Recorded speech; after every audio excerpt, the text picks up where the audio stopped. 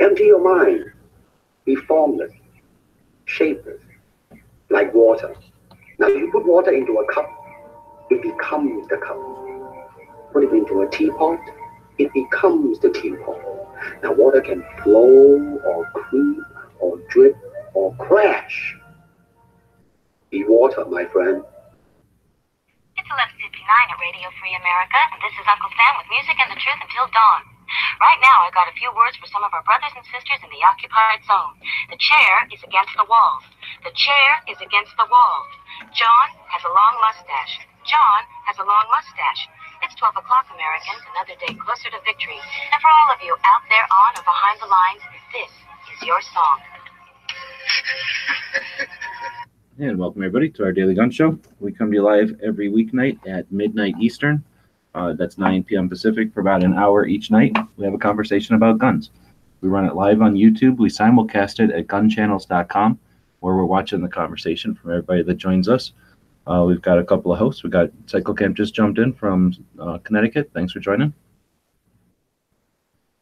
And his mic is coming up. And then we got Dead Horse jumping in from Utah. Thanks for jumping in tonight. Howdy. I don't know what point you become an official host, but you're getting close. And then I'm down here in Tucson. Whenever Cycle's back, just jump in. You're muted now, so. Yeah, I'm just setting my screen up. Sorry about that. Okay, you sound like you're in the next room. We can hear you, though, so he's getting there. So it's Tuesday. It's episode number, 572? I don't think that's a thing. But it's Tuesday, so that means we'll be talking about the Second Amendment. We've got a question that came in from email, actually probably in December, from Cycle Camp, so we'll talk about that today. And all our stuff that we normally hit on a daily basis.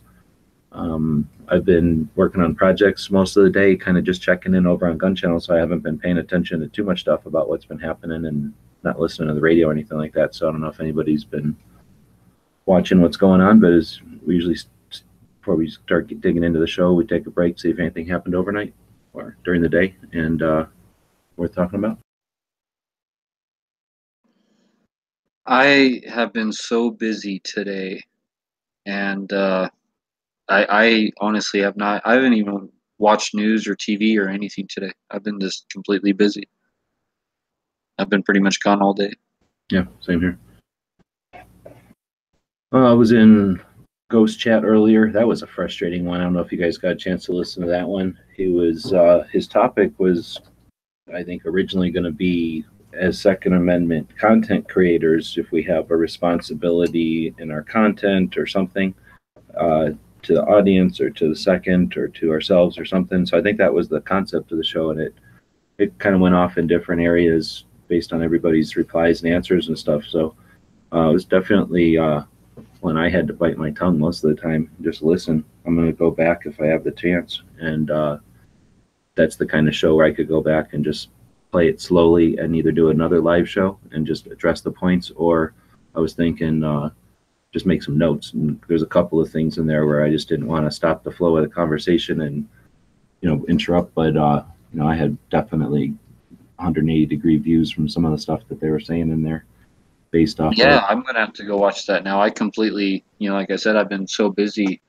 today. I completely missed it. So I'm going to have to go check it out. I think it was like an hour, so it wasn't a long one or anything. Cycle, did you say you were going shooting today?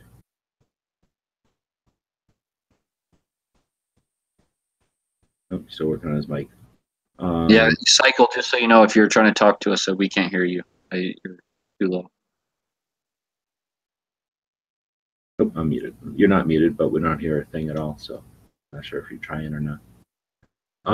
So it's Tuesday, so we're going to dig into Second Amendment topic, and this is Cycle Camp's topic. So it's going to be super frustrating for him to have to listen to us. So are state bans on hollow point ammo constitutional?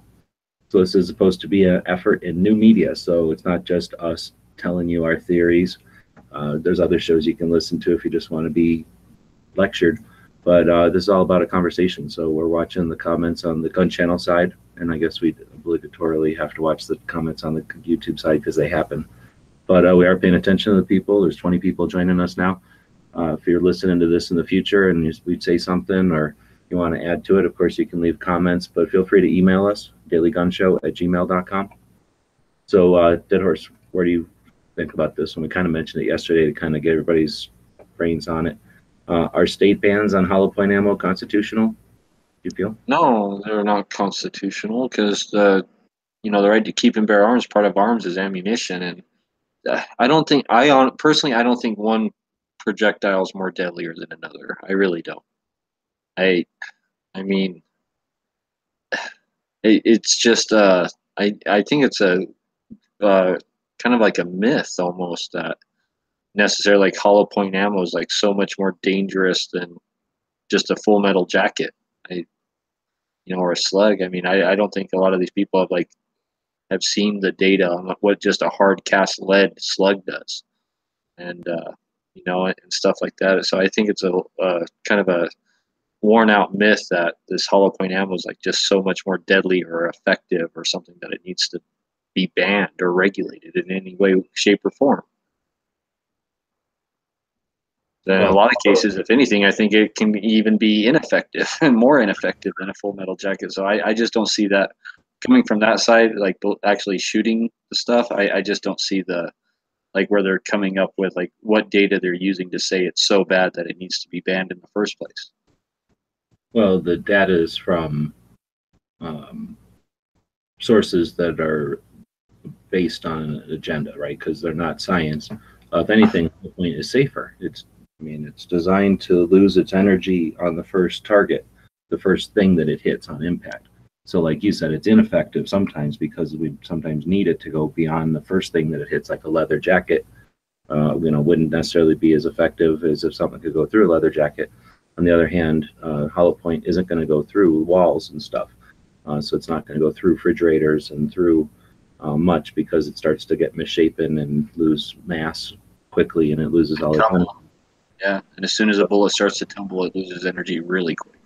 So a lot of times, they're definitely designed to lose their energy by distributing their mass, or at least one of the functions is physically, coming apart and losing their mass into the material that they hit, and that can be potentially considered more deadly because you have, instead of a wound channel, you have, I guess, fragments or something. And again, I think that's not necessarily based on science and like research on data as much as perception, and I believe that perception is influenced by agenda based more than factual based.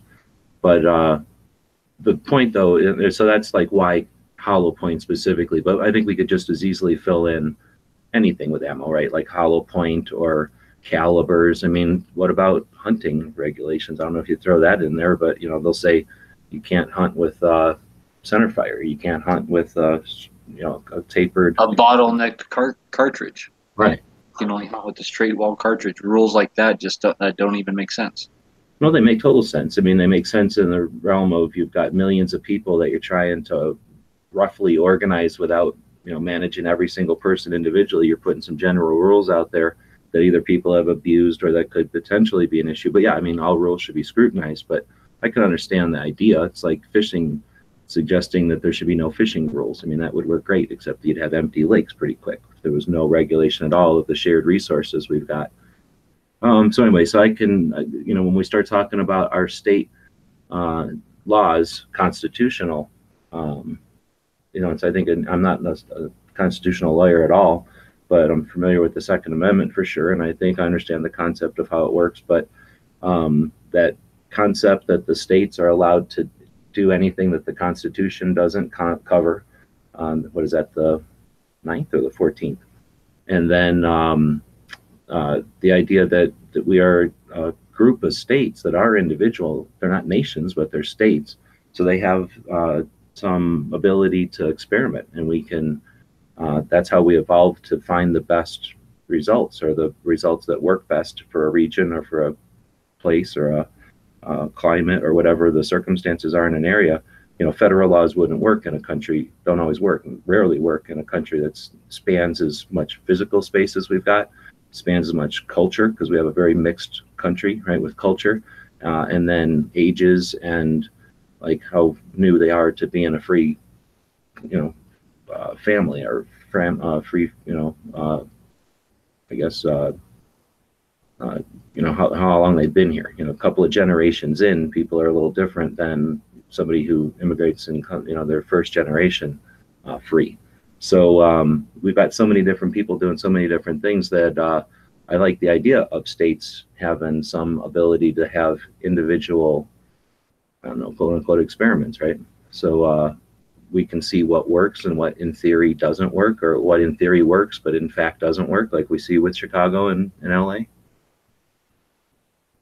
Yeah, but even when it doesn't work, sometimes they're so gun ho about and still pushing it because somehow they're making money off of it or it's benefiting them some way. So that experiment in Chicago failed long ago, but they haven't stopped, right? They haven't woken up and said, "Oh, hey, this doesn't work. Let's change." Like I haven't seen that come yet.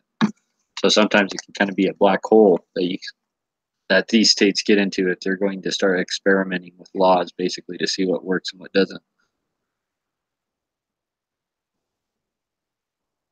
And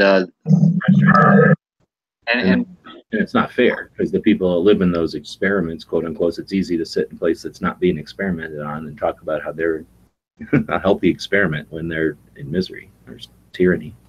And these people obviously have some sort of agenda with the hollow point ammo. I just have a really hard time.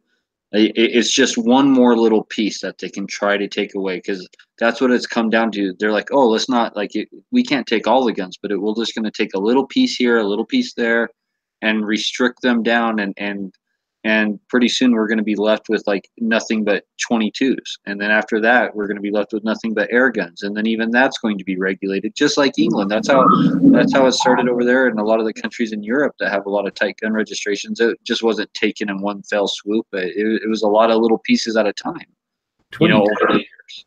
So. 22s are the caliber. I've done research, and 22s are the caliber that kills more human beings than any other caliber in all of history. And I've also done the research. A little baby child can carry around 500 rounds of 22 ammos. So that's the most violent and most deadly ammo. If you have no interest or no awareness of what you're talking about, 22 could be described as the most deadly of all ammos. Can you realize how many 22s you can fit into a drinking straw and put those into anywhere where you can put a drinking straw and then just carry those bullets around? Oh. Well, and I read an article in the National in the Rifleman magazine from the NRA that stated that that more deer have been taken with the 22 long rifle than all other calibers combined since the inception of the United States. I don't feel like it's more than a 22 to kill a deer. So yeah, take all those other guns away, and then get rid of the 22 because it's the most violent of bullets. Well, but I still have a real hard time where they're coming up with this hollow point stuff. Why they're what they're saying, why it's so much more deadlier than anything else. Because what's the most popular handgun caliber people are carrying with hollow point ammunition? Probably 9mm, right? No. And what does 9mm hollow point try to do? It tries to open up to the size of a 45, right? That's what every 9mm is designed to do, is try to equal a 45. Look at it. And then you can just take a 45 slug. It doesn't even got to open up. It's already 45 diameter. It's, so like, I just don't see.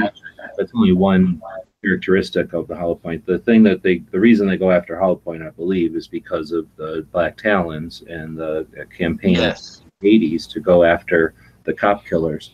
So when they created a bullet with the Teflon, basically a coating, so that it wouldn't, build up in the rifling or whatever, the jacket of the copper wouldn't, or the copper of the jacket wouldn't build up in the rifling so much.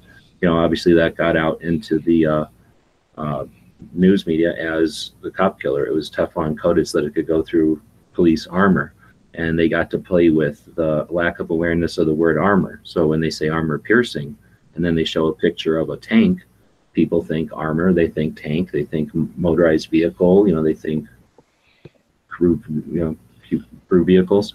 And when, of course, they're talking about soft armor, and the effectiveness of it in real life was, again, like you said, the hollow point is ineffective for penetrating anything, so it didn't.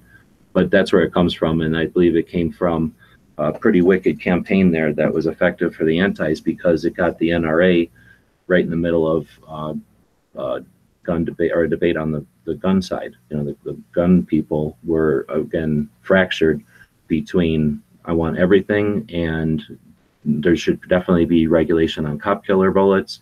And I mean, I guess there were hollow points, but it wasn't like today where everyone had just a massive conversation going on all the time and access to this conversation that's archived.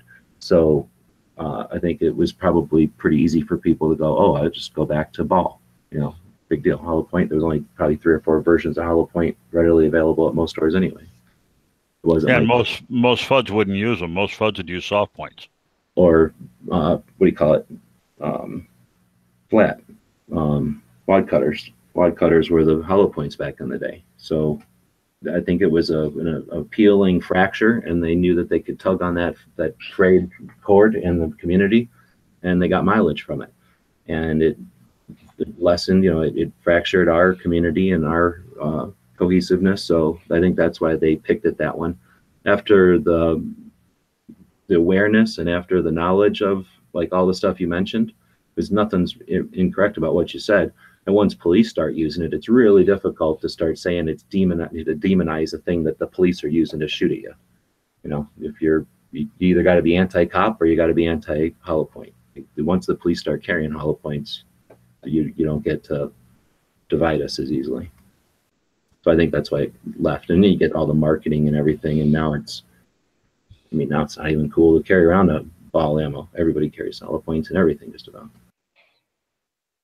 Yeah, and that was another reason that I brought the topic up, because it's another one of those privileged class things. So even in New Jersey, where hollow points are banned for regular self-defense use, cops are still carrying them. And it just doesn't seem right that the privileged class gets to have them and we don't.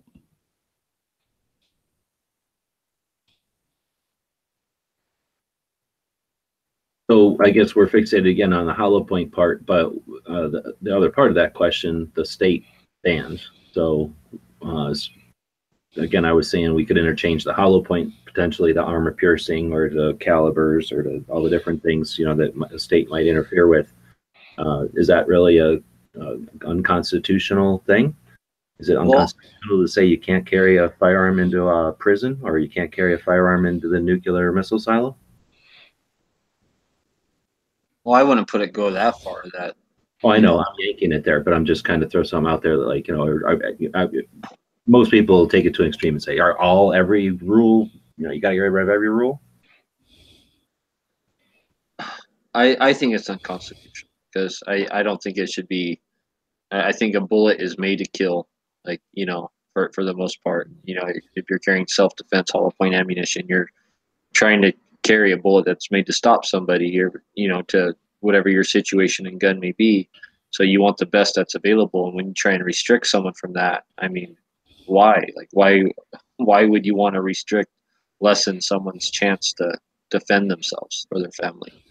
That's what doesn't make sense to me, because any bullet can still kill, right? It doesn't have to be a fucking hollow point. Plenty of people have died from every other bullet. So why? I just don't, that just doesn't make sense to me. If you have to use your gun in a self-defense situation, you're more than likely trying to kill the person. I mean, that's when you use your gun. You know, I don't know about you, but I've never been trained or anything to wing somebody or to shoot someone in the leg. It's you pull your gun as a last-ditch effort when everything else fails, and you defend your life. And that's usually by taking someone else's life. So, right, like, but by the same token, you don't want to shoot the guy in back of him. Well, you know, one of the reasons people use hollow points is because they're trying to avoid the over-penetration of ball ammo. You know, if you shoot reasonable, even a 9mm, if you shoot a guy with a 9mm ball, you got a pretty good chance of getting it through him and hitting the guy in back of him, or gal or kid or whatever. So the whole argument about the hollow point ammo, it's twofold. It's, you're trying to get as much energy to stay on your target, but you're also trying to avoid the problem of people, you know, if you're in a crowded situation, you don't want to be shooting the people in back of the guy either. Well, I don't get the part why the state would even get involved in being like, oh, this bullet that still can kill is okay, but this bullet that kills, that some can say kills worse or maybe a little bit better or the same, anywhere in that range is somehow different. Like somehow, like this one's somehow magically different, even though the other one, the Full Metal Jacket, still made to kill. It can still kill somebody. Like I don't get that distinguishment between the two, whether it's hollow point or not. Both projectiles can kill. Are you asking like you're really interested, like if they've had a scientific reason for it? Yeah. Like if like what is their? I want to know their actual data. Like why? Well, I don't. Like, is it doctors from the ER saying like, oh, these wounds are like so? You don't need that. Well, there was a movie called Full Metal Jacket, and so it scares people. And it scares. I mean, they don't do it for logical reasons, you know. So you don't need to pass laws based on a bunch of scientific, I think we should. I mean, like, I think that might be a better way. Knows about politics. No, stop. Come on. So number one, you really want laws passed on scientific consensus, then you'd have global warming and you wouldn't have oil. So that's not true. So again, laws are based off of, or the system of government we have is based on participation of the people. So you're asking, why are they choosing this? They didn't just choose it out of thin air. They did it either with a political motive, and somebody thought they would gain some kind of political clout by bringing it up, or more than likely, a Bloomberg or somebody with an agenda petitioned it, brought it forward. Now, again, those original ones were an opportunistic jump on a news article of the day, and the perception, the easily swayed perception back then, when there was only television and information could only be disseminated from the television broadcasters. They completely owned the message. Back then, it was an opportunistic chance that was thrown in front of them. Same with not printed guns back then, but the Glock. They didn't sit around thinking, oh, wait, when this guy in Austria brings his plastic gun over here, we're going to get ready and we're going to say that they can go through metal detectors. Somebody said something in a movie, and then somebody repeated it in the floor of the Congress, and then there's the unidentified gun law.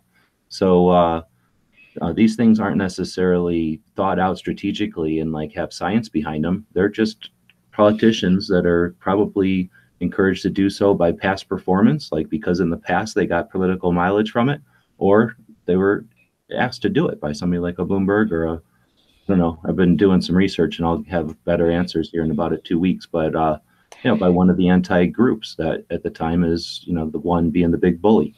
And if they can, have influence over the news articles of the day, then they can influence what the people are talking about around the water cooler. And that's why the hollow points came up. But I think the reason that we don't see it very often, I mentioned it before, is that because it's not good science. They are safer. Police use them. There's almost no justification for that anymore. So I don't know if there's any even states that have laws like that. I mean, very few states must have them, because I don't know if we talk about it very often. Yeah, New Jersey definitely has it. Okay. Which law are we talking about specifically? The ban on hollow points. Yeah. Ban on hollow points. Okay. Yeah. And Midnight makes a really good comment out in the YouTube chat. He says, don't forget that hollow points were banned in military use. So that could have very easily been a rally. Well, that was the Geneva Convention, right? Well, somebody said it was the Treaty of Versailles, but it was. Oh, that's right. It was something in there that said all these things are just, they produce too horrific a wound to. But America never signed that. Like America never signed that. So we don't. But I'm just saying, if you wanted a rallying point, if you were anti-gun and you didn't want hollow point rounds around, you could point to the fact that the rest of the civilized world doesn't allow them in wartime. In warfare, we're not allowed to use them, but you're not allowed to use guns either. So it's ridiculous. But you're right. That's that. I'm sure that helped fuel it. But I don't think that was so early. I mean, that was a long time ago. That was a good point, though. I think that helped fuel it, but I don't think that instigated it, is I guess what I'm saying. No. Right now it says that there's 11 states that have bans on armor-piercing ammo. I can't find anything about how many states are banned with hollow point. That's what I was gonna say. I think the state, or I mean, the hollow point might even be like city type of thing. Because I just don't you think about all the times we've been in chats and the people from all the different states. We haven't had every state represented in live chats over the years, but a lot of them. And we don't almost ever bring up the hollow point ammo bans because I don't. What's really weird and in that is in Hawaii, it's the full metal jackets that are banned in the hunting regs, and you have to have soft points or hollow points.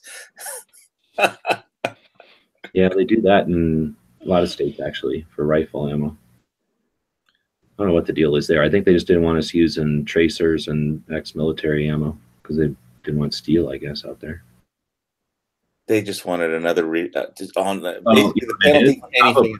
Ammo manufacturers, it's ammo manufacturers. When you've got like World War I and World War II levels of ammunition that were never even sent overseas or are coming in by the cargo containers, if you put up a law that says you can't use that full metal jacket ammo for hunting, then you're forced to buy either take apart ammo and buy projectiles or buy full projectiles to hunt. So now we can blame the industry.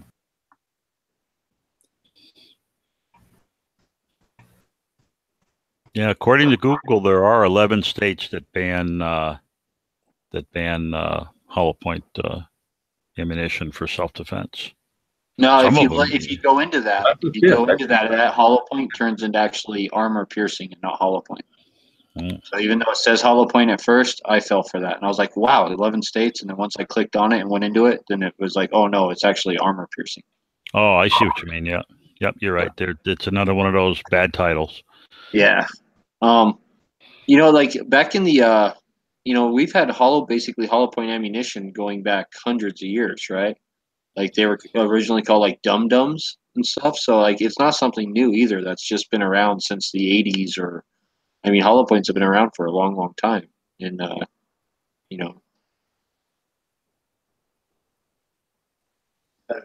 you know what dum-dums originally were?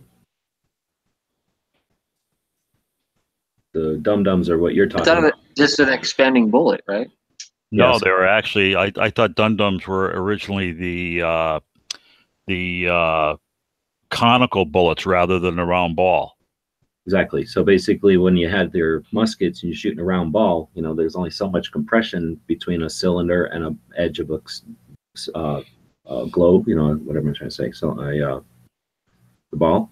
So you turn it into a cone or the rocket ship shape. Like the bullet shaped muskets, and you give it a hollow back. So not the front's hollow, but back's hollow. As that gas fills up, the pressure fills up. It pushes that skirt against the rifling and is a more efficient bullet. It also is more aerodynamic in the air, so it'll the M&A ball, or yeah, I think that's the same thing. So I think that's what the original dum-dums is, because the company in Britain or wherever the hell it was, India, it was called Dum Dum, and yeah, then let's start a company called Dum Dum. What's in India? Well, I heard that's why they originally got banned, was because of the dum-dums. That ban came in for the Hague Convention or whatever. That the banning of the hollow points. I thought the dum-dums were like one of the driving forces for that ban. Well, I think at some point then the name got changed to like when you would cut in the top of your bullet and it would turn it into a pre-fragmented type of thing. It's really interesting. I was talking on a bushcrafter chat to my friends in the UK and Scotland, and they were amazed that I could have like a pistol, which I showed them my Ruger LC9S Pro, and with the Crimson Traces there. So I was telling them, because they had some new dumb knife law where they can't post knives in the mail to each other or buy a knife through the mail. So didn't make any sense to them. So they said, Steve, so you can have a pistol with hollow points, but you're not allowed to own a switchblade in Hawaii. It's like, yep. Doesn't make any sense. I was like, of course it doesn't. We can own a switchblade here. We just can't carry it. Yeah, Hawaii banned gravity knives, switchblades, and dirks. It was just funny because, they have a specific, I guess, preconception about hollow points in Europe. So Well, and that's when I think it's worth addressing some of these things and talking about them. Obviously, we're preaching to the choir. We all have the same point of view and the same opinions about this stuff. But if we just throw up our hands or, roll our eyes and let them have it, then they win these little battles. And again, we don't get to pick our fights. Right now, one of the fights that we're having is the war of perception and the war of, the culture. So, choosing to pick some of these things up and take them. I think ideally there's enough of us that we could be able to pick up literally every little issue and throw it right back at them. And what happens when you get a whole bunch of people throwing a piece of paper at you? It's distracting and annoying, and you quit doing whatever you're doing. So I think there's some validity there. But even if a few people picked up a few of the things and started throwing it back to them, there's the facet of it that we're going to get better at throwing stuff back at them and getting better at deciding what to pick up and throw back. And once again, we get a few people who know how to throw stuff back at them effectively and consistently. Then that's a consequence to their actions. And then they figure out, we can go yell at stairways that aren't regulated or swimming pools that don't have enough fences around them or something else that doesn't have a bunch of advocates that have a constitutional amendment to protect our position. Then they're going to go somewhere else. So I think there's usefulness in these discussions, even if it might seem futile, because we all agree on what we're doing. Hopefully it's sparking ideas out there and giving us, if nothing else, fuel for a conversation with somebody in real life out there. Do you think there is a diminishing return on what's called gunsplaining? Or we should just, what do you think about that? That's a good question. I think the way you're asking me the question is almost what we were talking about in Ghost Chat, at least my answer to what we were talking about in Ghost Chat earlier. And he was saying, what do we as gun 2A content creators, what obligation do we have to our audiences? And I said, well, what do we have to ourselves? And so to answer your question, if it's useful to you because for whatever reason, you've been getting a lot of questions and it's time to address them. If you think it's just been 6 months since you went back to basics, or for some reason you've got a nephew that when you make your videos, that's who you've got in mind when your nephew is going to be watching these, right? Or your niece, right?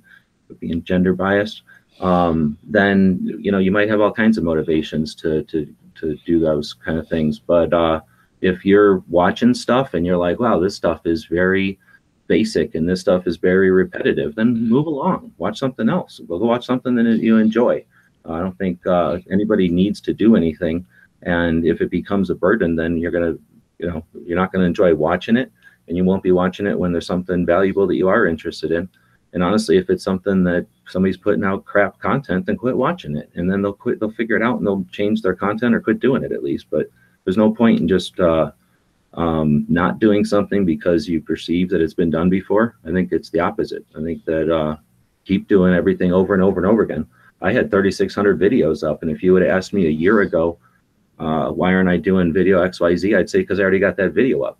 Now you ask me now, I have 26 videos up. So I have to do everything over again, technically. So there is no permanency on the internet. So if you think, that's been done before, wait 6 months and see if those things that have been done before are still there. Or if the person didn't. The NSA archives. Huh? The permanency on the internet is in the NSA archives in Bluffsdale, Utah. Google archives the Internet Wayback Machine. Lots of people archive things for specific reasons. I archive things that I find interesting. Let's talk about that. So we have to move on to the next topic, and we're going to do a member of the day. Today it's going to be Dead Horse. I think we did you just the other day, but we're going to do it again because you got an awesome project that you've been championing. I forget what you call it, but basically the library of burning of the Library of Alexandria. And I'll let you explain it since I've been talking for a while, and I think that's a good transition into that project. I'm just trying to permanency on the internet. Yeah, I'm just trying to make people aware that YouTube is basically burning books, and when Caesar's conquest of Alexandria, they burned that library down, and countless records and science and philosophy and stories and literature was lost. And YouTube's doing the same thing right now because there's a lot of YouTube creators who might have passed away, who might have lost access to their YouTube channel for whatever reason. I mean, lots of stuff can go on, and there's a lot of great videos out there that are back in the early days of YouTube and stuff like that, that, you know, those content creators are gone now, that if those videos get deleted and they get erased, they're gone forever. So I'm not asking everyone to go download like everything off the internet, off of YouTube, but pick, like, if there's someone that you really like that isn't putting out content anymore, and they haven't already actively pulled down their content and put it up on some of these other resources like YouTube and GunTube and Full30 or whatnot, if they're not doing that, and they haven't been active in a while, download those videos. Because you know, I'm sure that if those people are passed away or whatever, as long as you're not like trying to profit off of it or whatever, they'd be more than happy with you, because they originally put that out there to share information, right? That video. So I don't think there's a big deal about sharing that content as long as you do it in the right way. From those lost YouTubers that, you know, like I said, it may have passed away or just gone now, lost access. Share those videos, pull them down, keep them. You know, we can preserve them. We can create some sort of library to put those back up in, or use these other resources.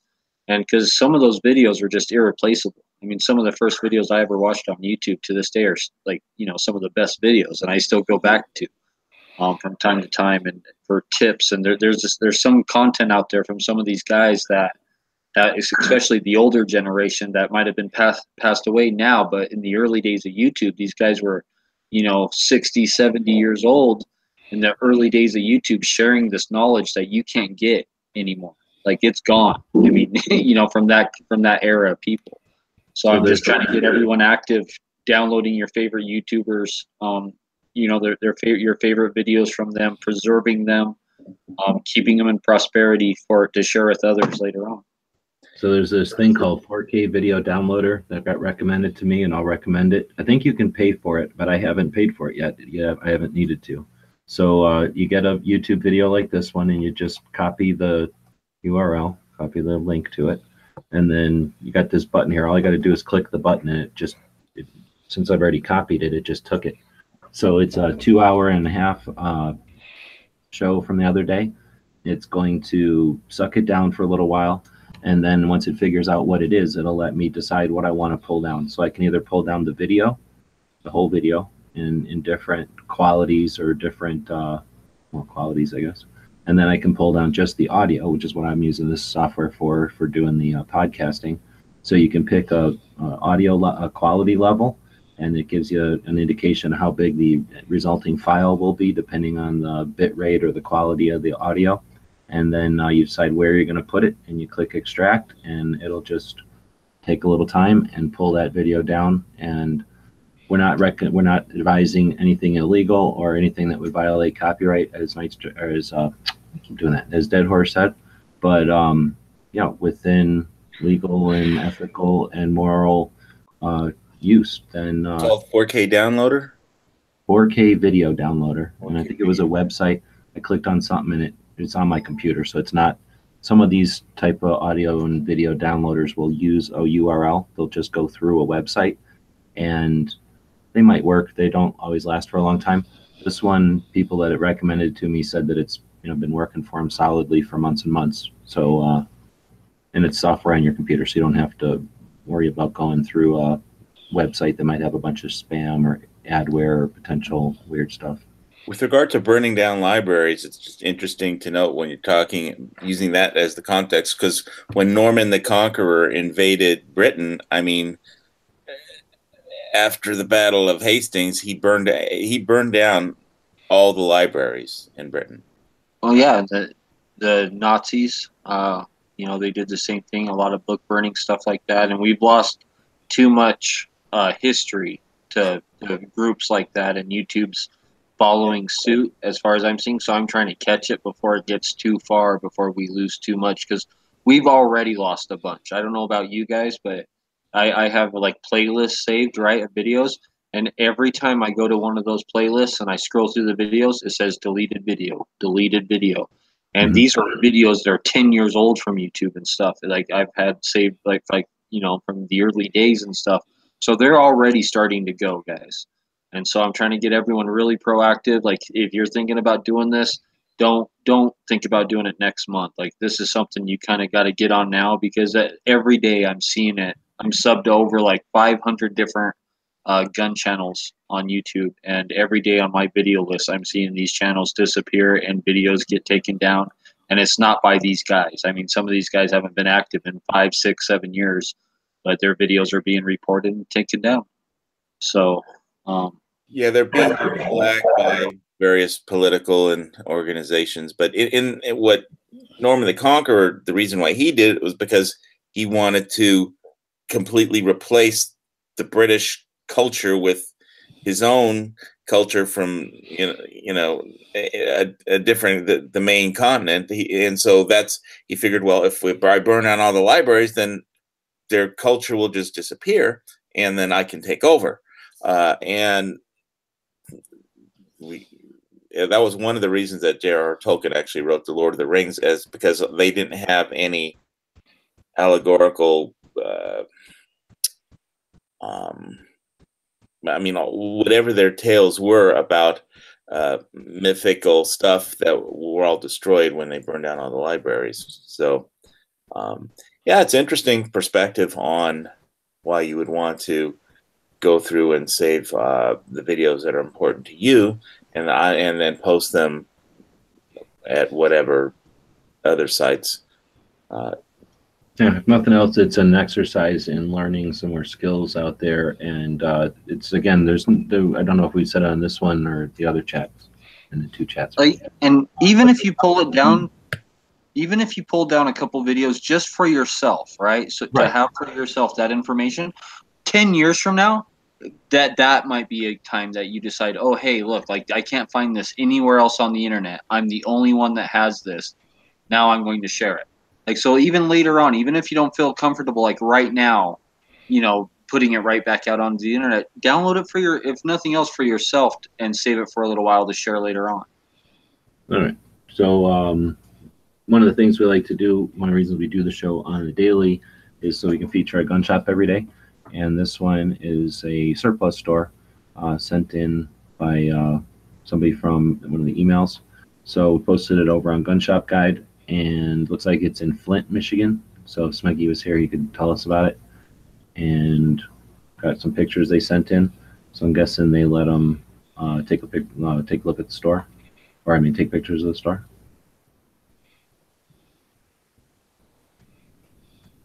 That looks like a pretty nice store. Look at all those patches and stickers and stuff too. I don't see that a lot in gun stores, actually. Well, that's the thing. That's why surplus stores are so good, because this is the kind of inventory and stuff that they're never going to sell enough in a gun shop to keep the keep the real estate for it. And military stores have kind of been getting less and less. I don't know about you guys, but I think we only have about one decent one left here in the whole valley.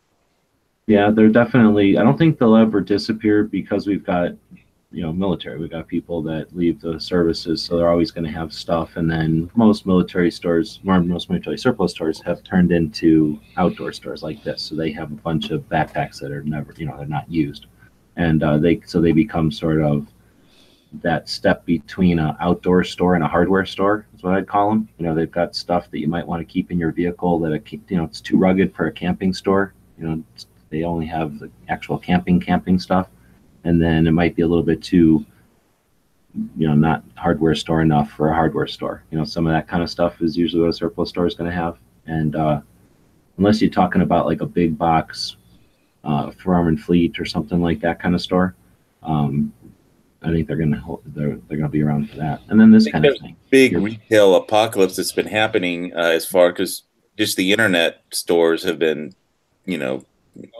taking out brick and mortar stores wholesale. I mean, I like troll Sportsman Guides Milsurp category, because it's just easier. That's one store, and I've been to the yearly, what do they call it? I guess you call it a trade show for the surplus stores, where the suppliers from overseas, from Europe mostly, but others will come in, and they sort of have a booth set up kind of like a trade show. Well, it is a trade show, but kind of like a SHOT Show or something. It'll kind of look like little tiny surplus stores over and over and over again. They'll have, instead of a whole 6 of something or whatever, they'll have just one of everything, but they'll have just this big assortment of things And then the surplus stores come in and they decide what they're going to buy, and they get, I'm going to buy 1 million of these or 100 of these or 1,000 of these, and they get some kind of deals. What's the name of the show? It had a bunch of letters. It's right before SHOT Show in Vegas. It's like the weekend before SHOT Show. I don't know why everybody doesn't go to it. They're just lazy. But it's also super boring, I guess, if you're not into like military surplus stuff and all that. But anyway, I would walk up and down the aisles until I collapsed. There's no aisles. It's like a giant room in a hotel. So it's not like a giant event. It's actually, what I was getting at, is that's the big show for the year. So most of the buyers aren't going over. They don't have the money to go over and just do tours of Europe and have cargo containers at the docks, that they have couriers dragging stuff over to as they go on buying, trips through the warlords' caves and stuff. That's what it used to be like. But now the warlords have figured out how eBay works or whatever, and they just send cargo containers of stuff over once people have ordered it. So, like I say, I've been to the places where the surplus stores are all getting their stuff, and you were saying the big box stores are putting them out of business. Now, yeah, like a giant surplus store can come in and buy all the product, let's say, like if there's a cool new flashlight that came out of some country, and some store could probably buy them all just to be a jerk, but that's capitalism. But everybody's got an opportunity to go to that show. And what I was getting at is when you're buying something on Amazon, it's not like Amazon owns all that stuff. A lot of that stuff that's coming on Amazon is coming out of a little shop like this one in Flint, Michigan, who has piles of it on the shelf. And they figured out that, hey, not enough people walk in here for me to sell these things by the dozen. But if I bought them by the dozen, they'd be a lot cheaper. But hey, if I use Amazon to facilitate my sales, now I'm offering it to people all around the world, and I can offer it a little cheaper than the other shop down the way. And I'm not saying that's perfect, but it's not like every little shop is going out of business. That did happen when I was part of the whole wave of Barnes & Noble and Borders taking out the little bookstores. But that was back in the little days of the internet. Now I think the Amazon and stuff, there's little shops that are in business because of Amazon and eBay. So the big box stores still dominate, but I don't think they've got it. I don't think they're going to win. It's not a given. I think the name of the show is Army Navy Military Expo, ANME. That could be it, yeah. And it looks like they go to Vegas a couple of times a year. Oh, it's more than once. Okay. Yeah. Yeah, I think it's the retail apocalypse has also to do with, it's their stores are closing, and basically commercial space is just going unrented in malls and stuff. Just generally. And we've had a shit economy for a bunch of years. Let the economy cook for a bit and not just be coming back up to where it used to be, but let it start growing again. And I don't want to start talking economics because I'll put everyone to sleep. So yeah, we'll stop it. So that was the gun shop today. Hubbard's Military Surplus in Flint, Michigan. Or I guess it's Military Supply. And Cycle, you just got done going to the one in Tulsa. Just from looking at these pics, if you're looking, what do you think? Any comparison? Oh yeah, that's a great little shop. I would say the one in Tulsa, the Tulsa Army Surplus, that was a nice store, but this one looks just as well set up.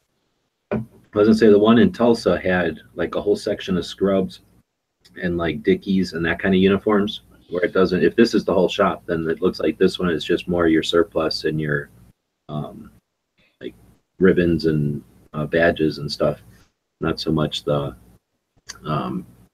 like a ton of boots or work pants and that kind of thing. Yeah, Tulsa had a little bit more varied inventory. And it looks like maybe if we're seeing the whole picture, the whole shop here, I'm thinking the Tulsa one's probably 3 times the size, so it had a little more square foot to play with. But that's our shop today. If you got a shop, you can always email them to us, dailygunshow@gmail.com, and we'd be happy to feature them. It's the whole point of the show, or big point of the show. With that, we can move into the gun history, I guess. And I have not even looked at it yet. So we have a cheat sheet that I use. It has sort of day in history stuff. Somebody, Dead Horse, did you send me something about today? Yeah, I did, about the first patent on a machine gun. Well, and I don't know if that's probably not going to be in my list. Oh, Hiram Maxim? Oh, no, James Puckle. May 15th, Oh, Puckle gun, 1718, yeah. James Puckle, a London lawyer, patents the world's first machine gun.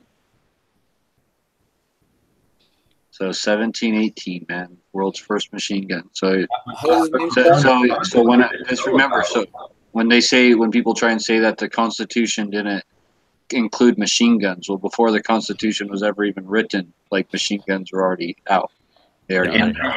And that means they were at least known, maybe not well known, but at least somebody must have heard of them, right? Yeah, it was not an unknown technology.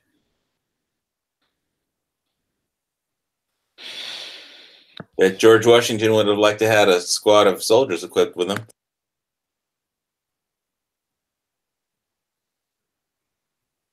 So I'm just going through here. There's literally nothing good. The first Academy Awards were held in 1928 today. Oh, this is neat. I'd seen this movie before. 1943, a specially trained and equipped Royal Air Force squadron destroys 2 river dams in Germany. That's that movie where they have to, like, skip those bombs. Dam busters? Right up to the dam, and then they sink and blow up. Yeah, those bouncing dam busters. Yeah. So that happened today in 1943. The attack happened today? Okay. Yeah, today is the day they wild on those dams. Today they killed the Nazi dams. But we have real gun history. So if I jump over to guncalendars.com, which is our website where we keep all our gun history tidbits, it is the anniversary of a shitty one, really. The 1939, what was it called? I have to scroll down, so I want to say Miller. There he was, Miller. United States versus Miller, May 15th, 1939. This is the Supreme Court case that basically reinforced the 1934 National Firearms Act, validating that it does not violate the Second Amendment. Yeah, wasn't that the one about the shotgun? Yeah, it was with the shotgun. So it's a tough one, and nobody ever talks about it. So it's one of those ones that's I'm really wish I had more time to dig into this. It's one of the things I'm working on now. U.S. versus Miller? Yeah. So Right, dude had a shot-off shotgun, and somehow that became a criminal case, and then it got to the point where is the 1934 NFA constitutional? And then I guess the way this came down was yes, I guess, and then they based every other firearms law on it. So that's the gist that I have. I'm no scholar, so that's one of the things I'd like to get, some of the writers, some of the researchers, some of the people that are more familiar with this stuff, lawyers. Who was the Chief Justice at the time of the Supreme Court? I have no idea. Well, that one was a two-edged sword, if it's the one I'm thinking of, because the guy was trying to defend the use of a sawed-off shotgun, and what the Supreme Court ruled was that since it was not a weapon used by the military, it was not covered by the Second Amendment. But conversely, what that should have said was citizens are entitled to have any weapons that are in use by the military. Well, in fact, I brought that point up. I brought that point up during the bump stock legislation when we were talking about that with our Judiciary Committee.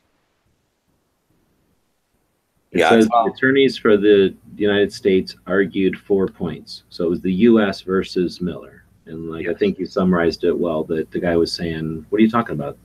We should be able to have everything because of what you just said. So this says that the Supreme Court heard the case. Attorneys for the United States argued 4 points. The NFA is intended as a revenue collecting measure and therefore within the authority of the Department of the Treasury. Number 2, the defendants transported the shotgun from Oklahoma to Arkansas and therefore used it in interstate commerce. Number 3, the Second Amendment protects only the ownership of military weapons appropriate for use in an organized militia. Holy shit, it says, number 3, I'll repeat that again. The Second Amendment protects only the ownership of military-type weapons appropriate for use in the organized militia. And then number 4, the double-barrel 12-gauge shotgun having a barrel less than 18 inches was never used in any militia organization. So It says neither the defendants nor the legal counsel appeared at the Supreme Court, and a lack of financial support and procedural irregularities prevented counsel from traveling. Miller was found shot to death in April before the decision was rendered. Oy. I think What a shock! But here's something. I mean, didn't the Marines use shotguns? I mean, I know they fired buckshot. It had to be 1939. It had to be pre-1939, so it doesn't matter what they did in World War II. No, I mean, in the Revolutionary War, the Marines used buckshot. Oh, well, that's a good question. I have no idea. Yeah, but the question was, were they using sawed-off barrels too? So 12 gauge shot-off barrel, exactly. They were using smoothbore guns. All right, so here's the decision. On May 15th, today, 1939, the Supreme Court, in an opinion, here you go, by Justice McReynolds, held the National Firearms Act as applied to one indicted for It held that, number one, not unconstitutional as an invasion of the reserved powers of the states. So it's not this case is not the Second Amendment. The 1934 NFA is not unconstitutional because it's an invasion of the reserved powers of the states, citing some fucking case. The conclusion was in the favor of the NFA. So the NFA can stand because it's not unconstitutional as an invasion of the reserved powers of the state. And then there's a number two. Number two, it's not violative.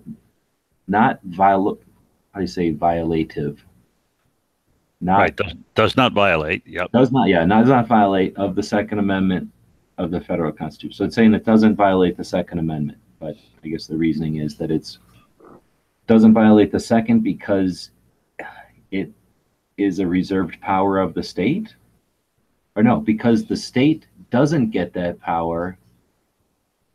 Yeah, that's lawyer back and forth. I don't know. I can see I'm going to be reading when I get back to Hawaii. I'm going to be reading like this case and all the amicus briefs for like a month until I figure it out.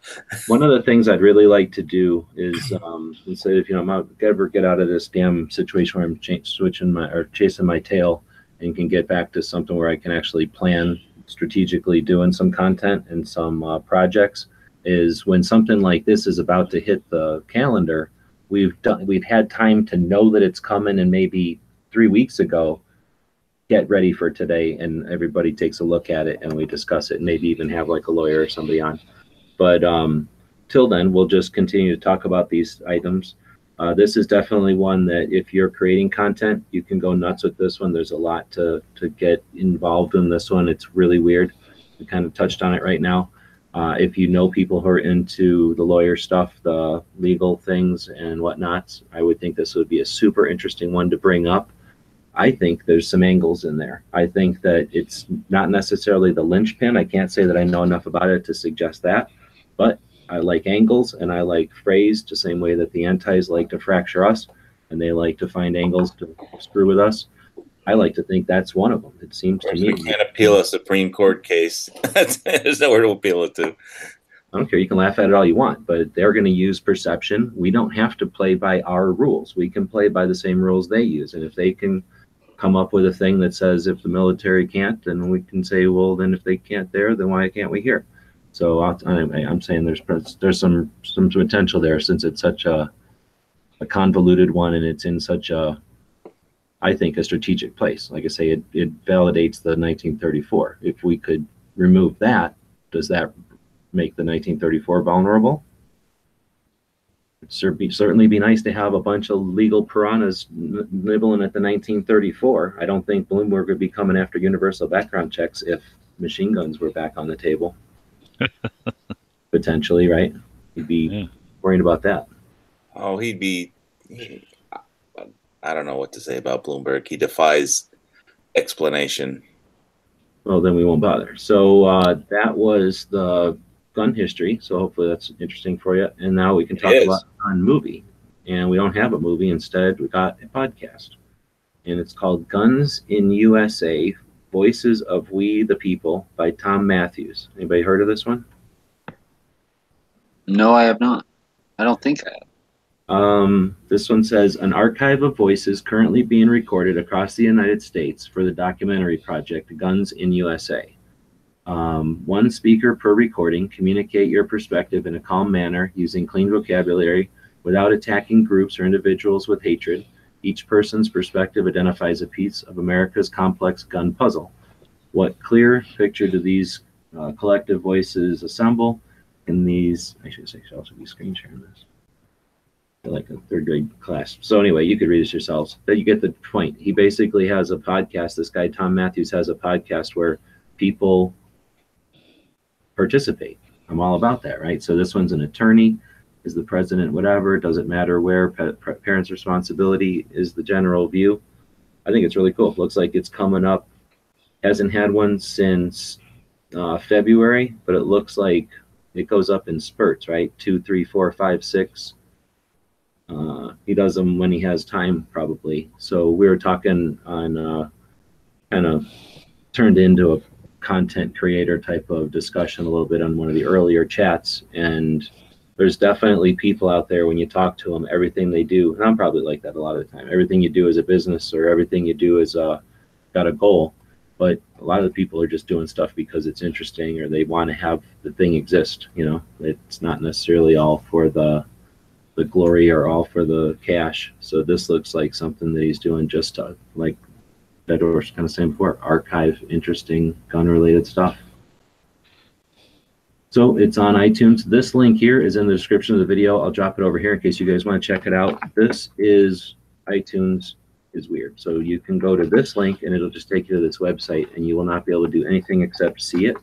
And then if you want to listen to the actual podcast, you have to like go to iTunes. And I think that means you have to download the software on your computer.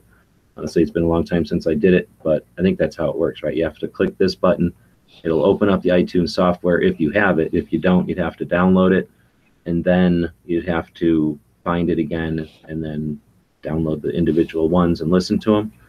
But you could also take the title of this and go over to like Stitcher or one of the other podcast distribution systems out there that are made for the Androids, the regular phones, and they're not, you know, restrictive like iTunes where you have to use their proprietary stuff.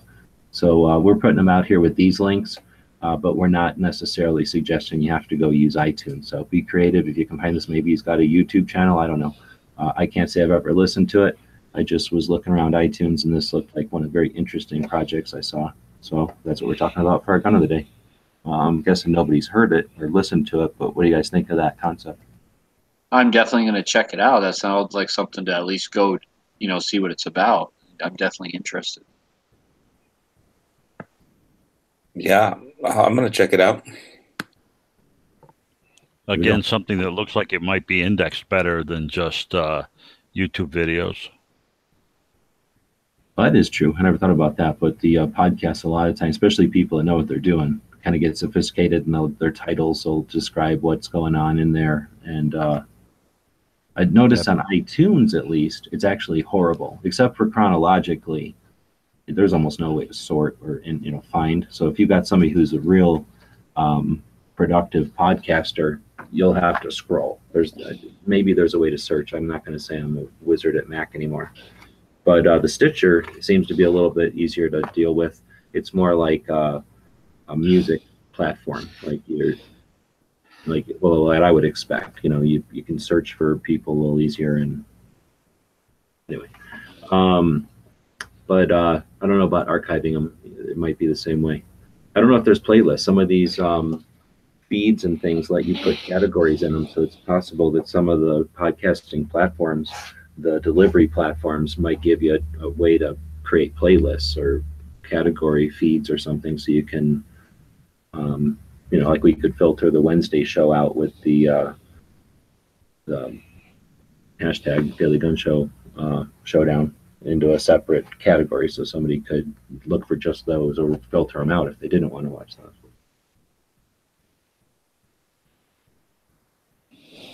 All right, so Bandito's saying he'd like to get one of them patches with the 1911. Head to our link in the description. I'll click on the thing so everybody can see how easy it is. Just go to the more info on YouTube and go down to wherever the link is to our show. We don't even have a link to our show? Yeah, great. So I guess I have to edit that. But anyway, you can go to anywhere. Go to the one over on Gun Channels here, and there should be a thing here somewhere so you can go buy it. Oh, it's horrible. So that's a good question. 1911s. Your websites. You can find it over there. Speaking of 1911s, basically, my dad told me a story of that he went to a gun shop to buy a 1911 22 years ago or something, and a customer there talked him into buying a Glock 30, and that's the one I'm going to be carrying in Arizona. So, you carried before? Me? Yeah. Not where it was legal. I've illegally done it, but actually legally carried. No, I mean I've got an SG Stealth Gear, the Stealth Gear USA holster, and I just need to loosen the screws like Dead Horse recommended on it, so it's like a Kydex vent core combo. And no, I haven't gone to a state where it's legal to carry. I mean, I've carried before, but well, I feel like we wouldn't be doing anybody a service here if we didn't mansplain carry into this guy. When are you going to be in Arizona? Driving over on the 17th, and so get in late to Prescott late. Right on. So in a few days, you're going to be visiting the mainland, is what you people call it. Free state.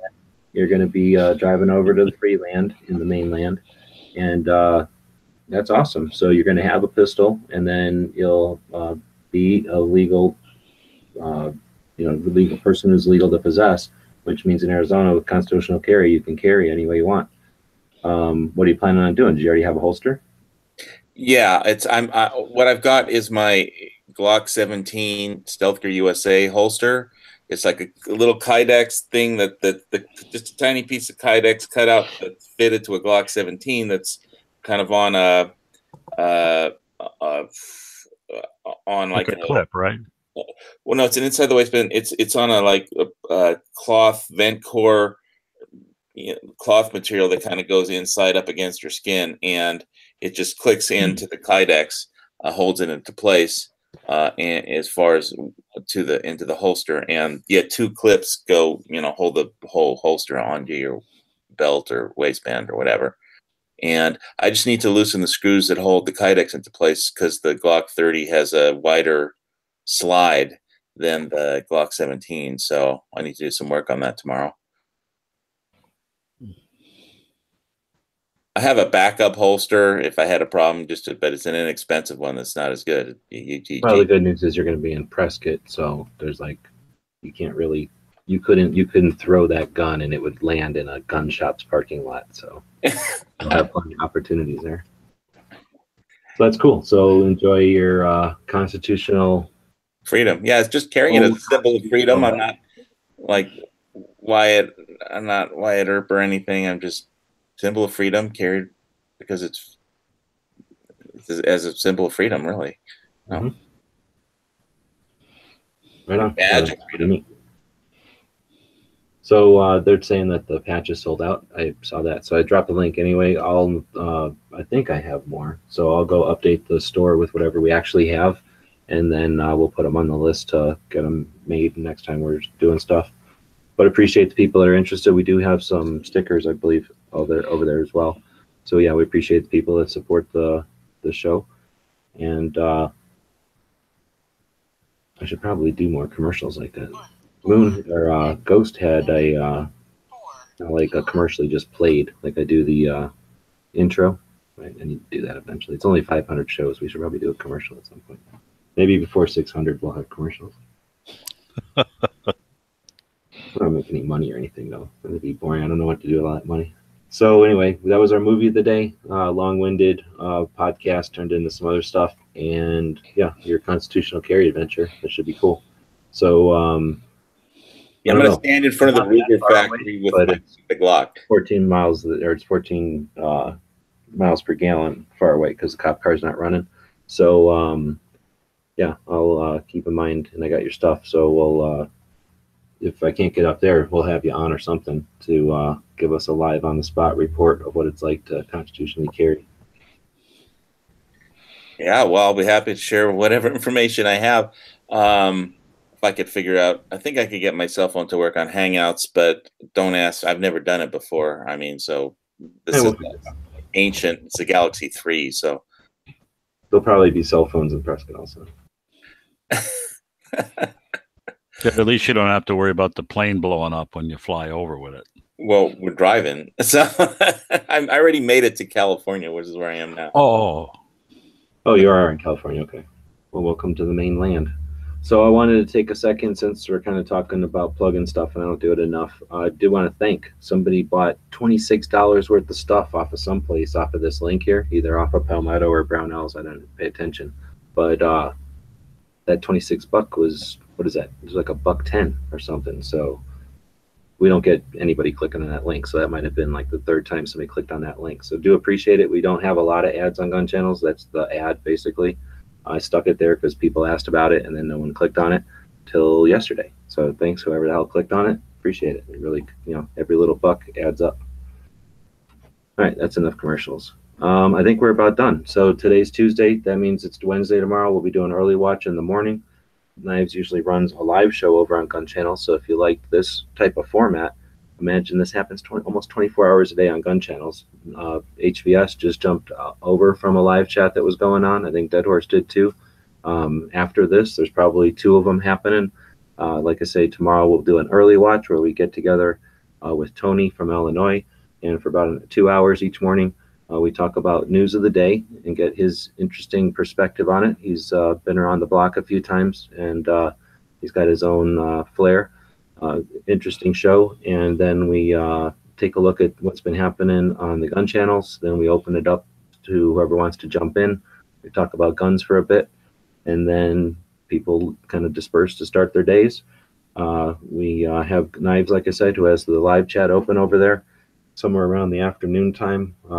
Evening on the East Coast, the live shows will start up, and tomorrow's Wednesday. So if we look at the calendar, which is at the top right of every page on Gun Channels, we can see that Rick's will be starting off with his Shooting in the Disabled show, and then Clover does his Next Generation, shooting with the kids, and then Never Enough Ammo does his politics show. I think somebody was talking about doing one after Matt, so I don't know if that was Ellis or not. Then of course we'll be back here same time, midnight Eastern.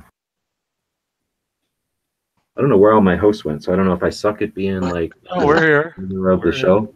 I demand a certain level of respect, so I guess they've all left. But I do appreciate you guys jumping in, because it is boring. My shows go about 5 minutes if I'm just here by myself. So I do like to cover the gun shops. That is the goal of the show. So having some other stuff around to give the gun shops a little bit of, useful show to exist in is really appreciated. So thanks you guys for jumping in. Thanks to the 35 people watching right now at the end. That's pretty awesome for our show. Awesome. And for the people that are watching, I don't think we've gotten any comments on iTunes yet, but those are valuable. That's the way iTunes decides what they're going to recommend to other shows out there. There's a big gun presence on iTunes. So if you go over there to like our show, we appreciate it. But then check out the other stuff. It'll start recommending things to you. We Like Shooting is one that used to be over here on Gun Channels. You might be familiar with. Gun Funny is Eva. She's the daughter of Dragon Man. You definitely want to thumb up her show.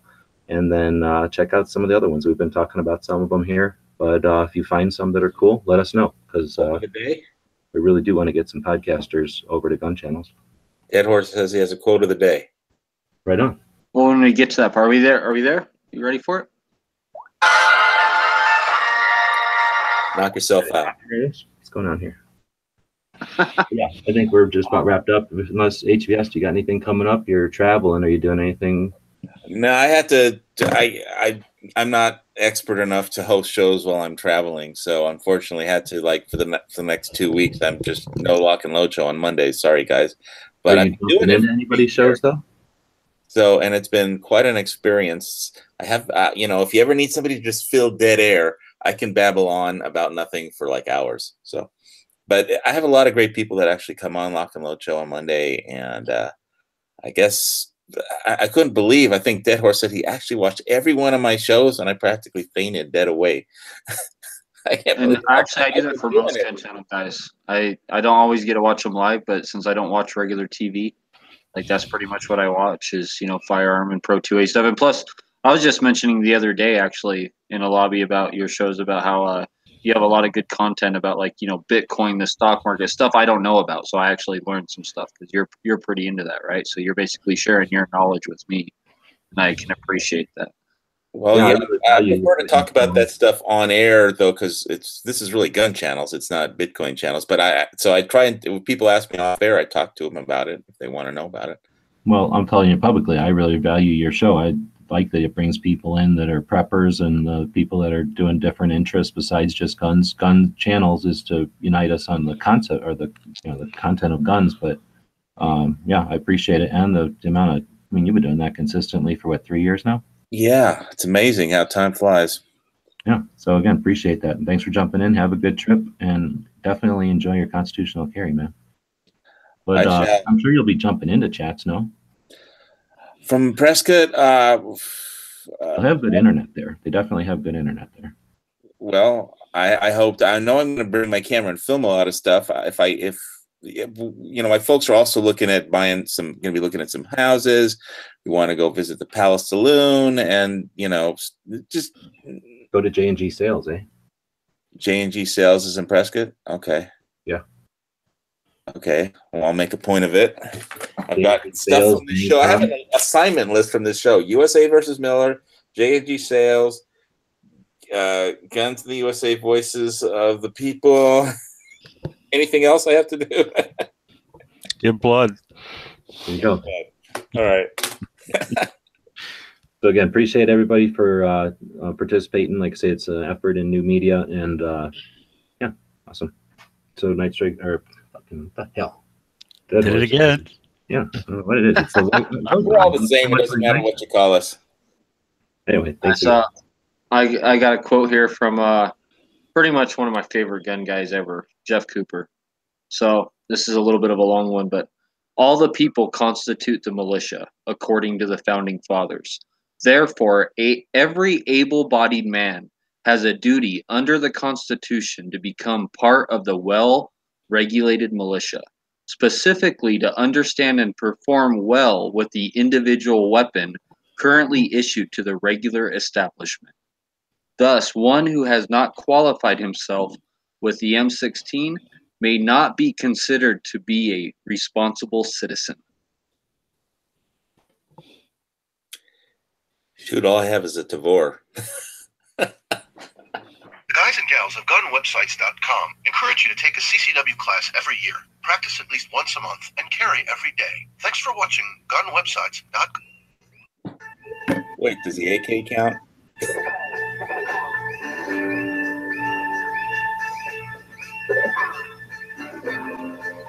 Only if you want to get in trouble for the Russian influence.